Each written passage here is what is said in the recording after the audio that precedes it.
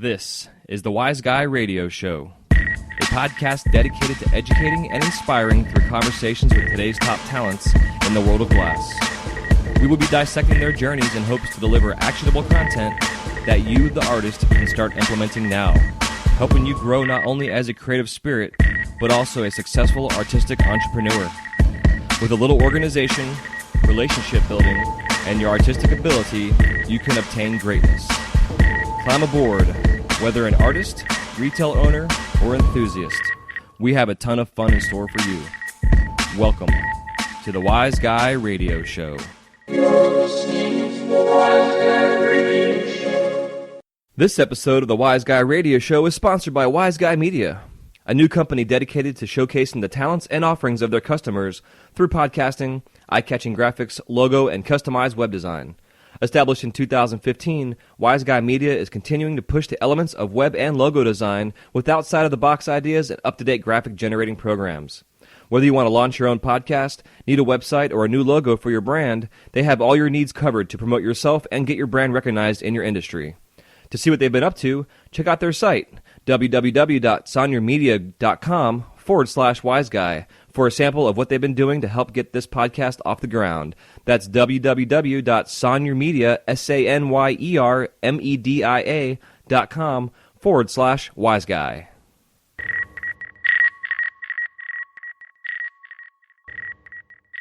Hey, what's up, everybody? Welcome to the Wise Guy Radio Show, episode number 32.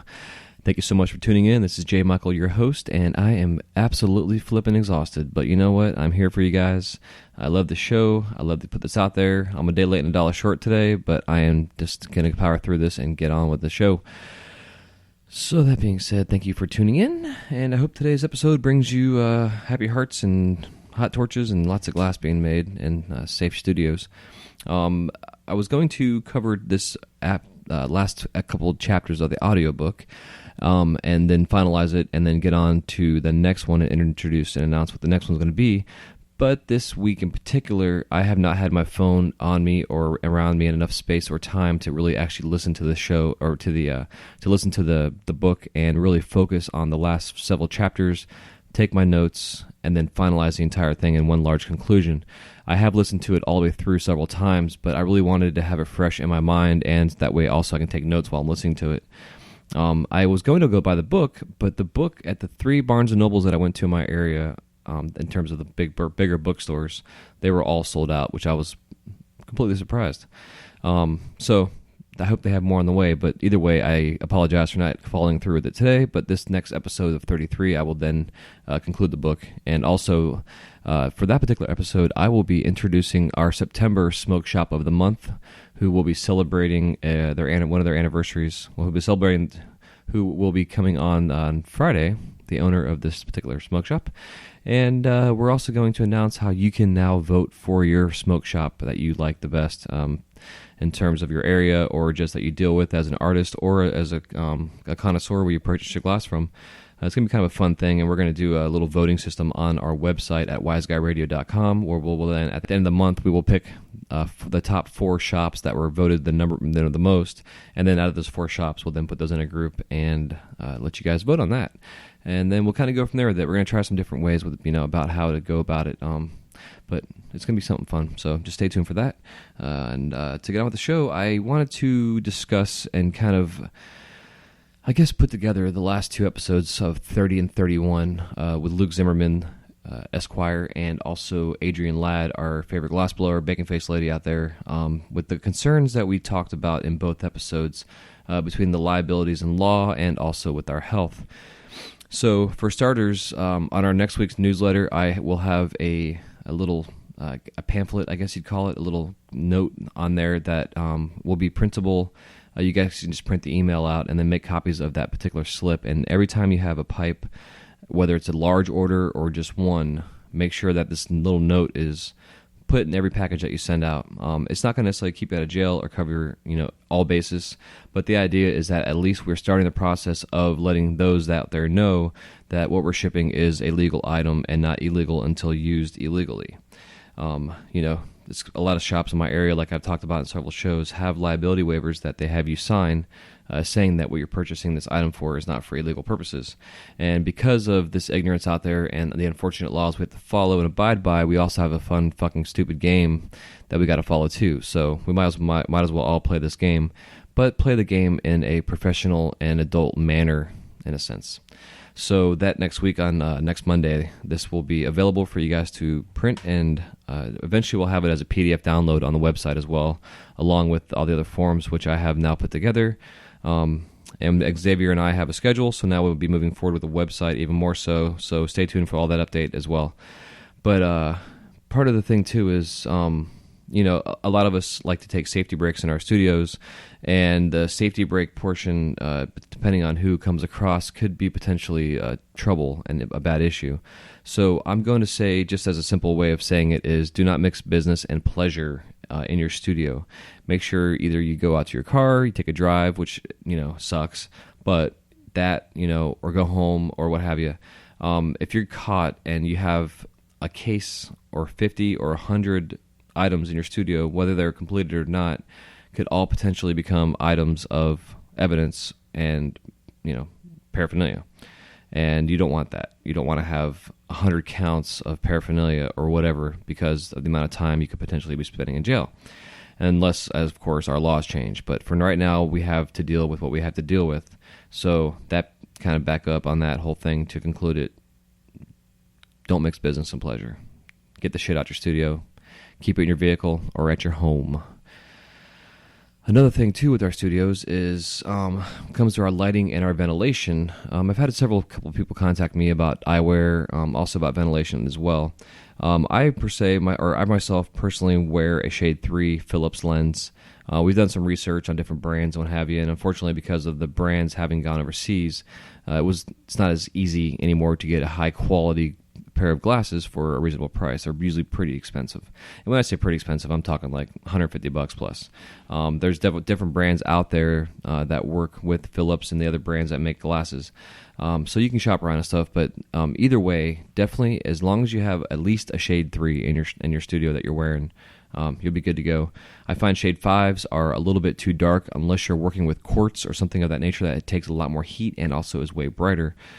Because otherwise you're going to give yourself eye strain trying to see through the dark, in a sense, to see what you're doing with your torch, and it's really not good for you. We do have potential issues of cataracts, lots of other fun little things like that to deal with besides skin cancer and what have you, but with the eyes in particular, the cataracts are what we have to worry about. And so at least a Shade 3. The regular rose shade, cheap economy glasses will not get you a longevity on the torch.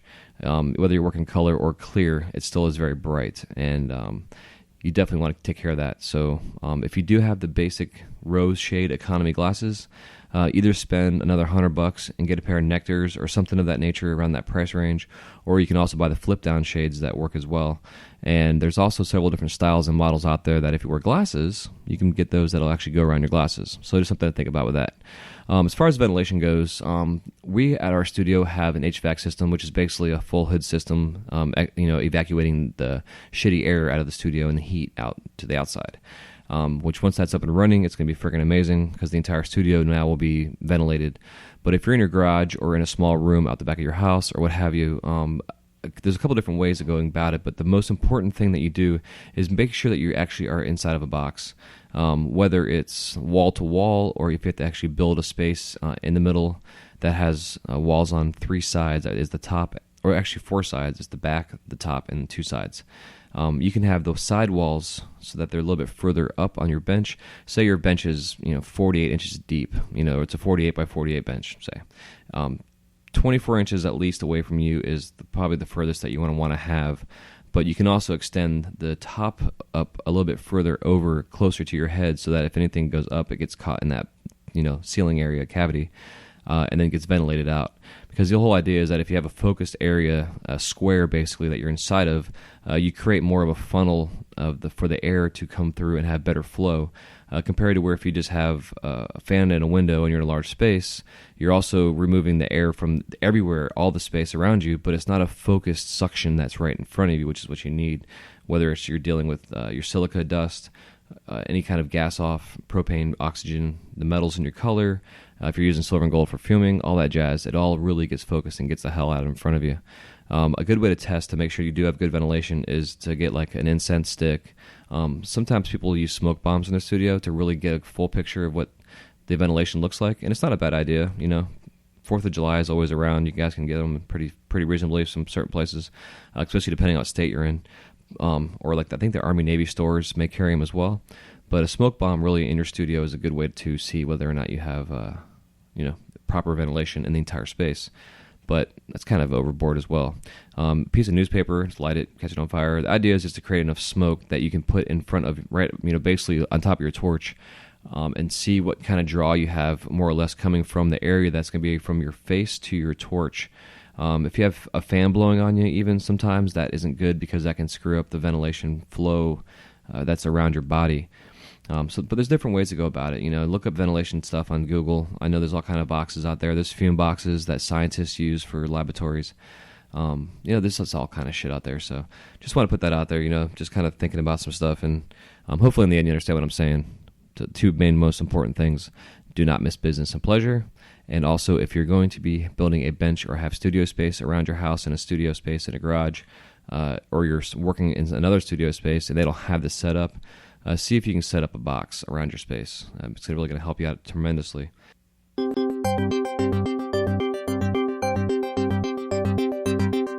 And now it's time for the Wise Guy Radio Shop Tip of the Week. And this week we are going to be discussing fritting tubes. And what fritting tubes means, it's kind of my generic way of saying putting frit inside of a tube of glass. And preferably I like to start off with a 4-inch section of 32 millimeter or 44 millimeter diameter heavy wall, anywhere from a 4.0 to a 4.7 thick wall depending on the brand you buy.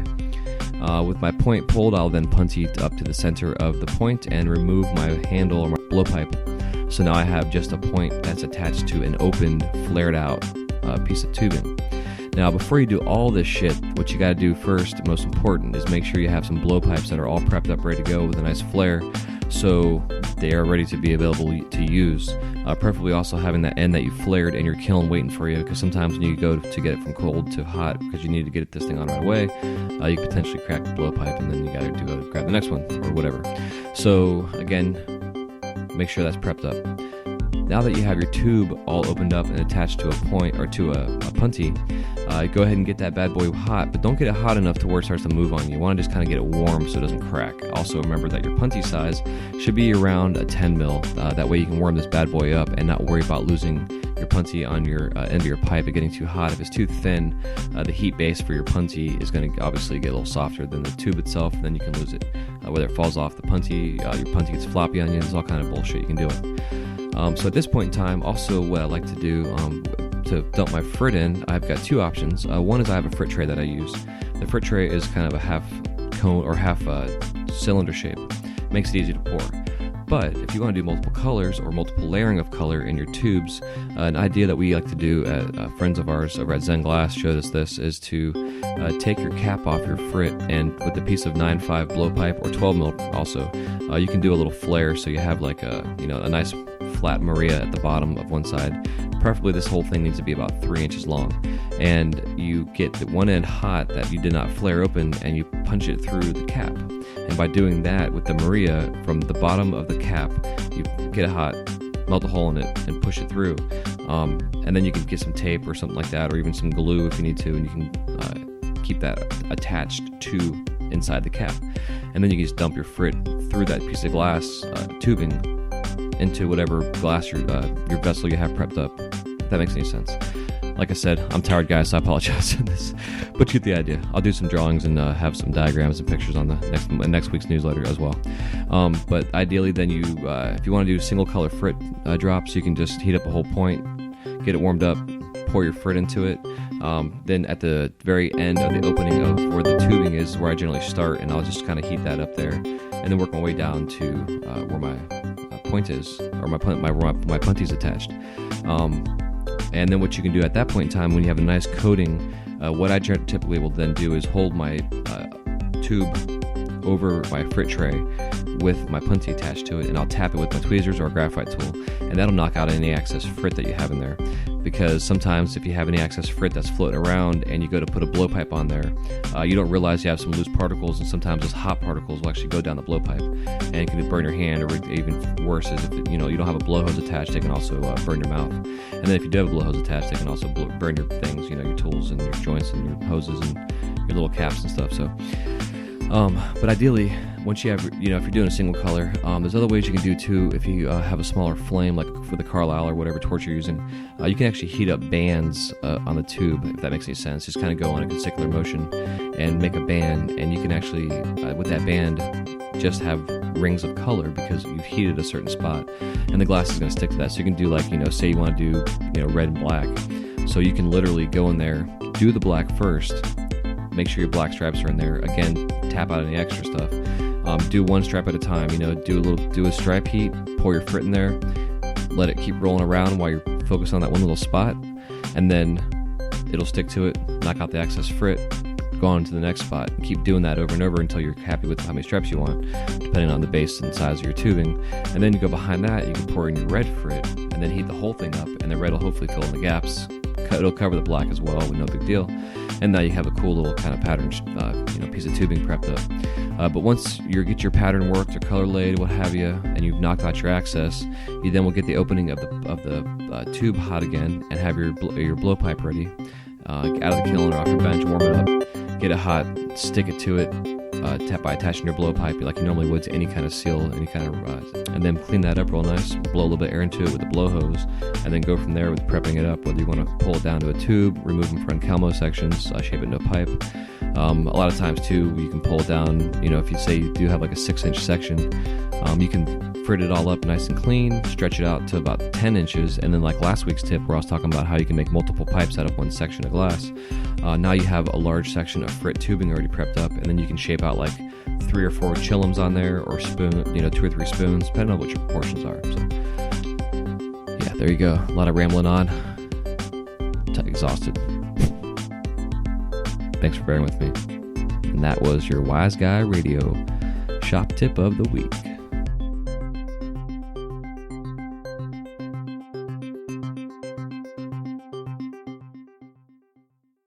All right, kids. This show has been lots of excitement and rambling and exhaustion, and so I'm going to bow out and take a shower and go to bed and get this published so you guys can have this show for tomorrow, and then we'll be then getting out Friday's show on time again with our September's Smoke Shop of the Month, which is pretty badass, and I'm excited about it because this particular store is amazing. So that's about all I'm going to say about it, and hope you guys have a happy, safe week. Again, like I said at the very beginning of the show, please do not mix business and pleasure. Safety brakes in the car or at your house, and make sure that your ventilation is prime.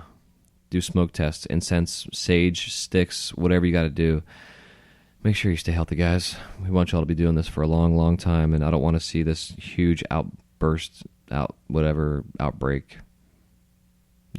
Outbreak of us coming down with cancer or some kind of fucked up something. So let's do it. Let's all together work together and have the healthiest, cleanest, safest, most highly productive, artistic, creative, amazing glass-blown studios the world has ever seen. You guys could do it. Love y'all. Talk to you soon. Bye-bye.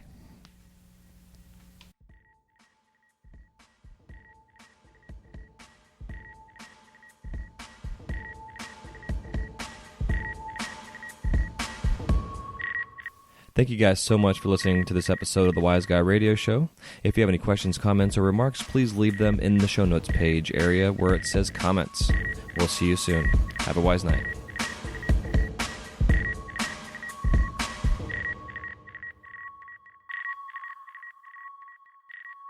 You're listening to the Wise Guy Radio Show.